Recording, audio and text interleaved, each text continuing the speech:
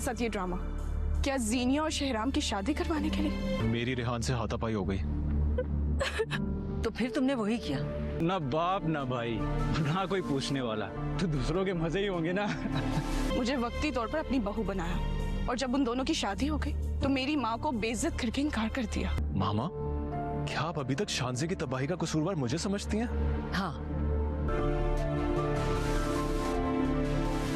समझते क्या खुद को?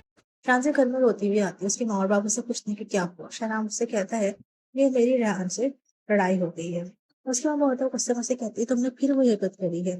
तो वो उससे हैरान होकर कहता है कि आप अभी तक मुझे समझते हैं कि शांति की जिंदगी की तबाही का सबब मैं हूँ। तो कहती है कि हाँ, तुम्हारी वजह से मेरी बेटी की जिंदगी तबाह हो गई है।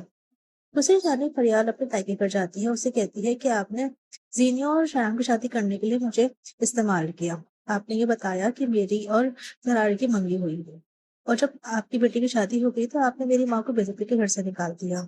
जब वो ये बात कर रही होती है तो जरार भी ये बात सुन लेता है। उसको बहुत ज़्यादा गुस्सा आता है और वो अब फरियाद से भी शादी इसलिए करेगा क्योंकि फरियाद के सारे मामलों में कोई कसूर नहीं था और उसकी माँ और उसको वो इंसाफ दिलाएगा।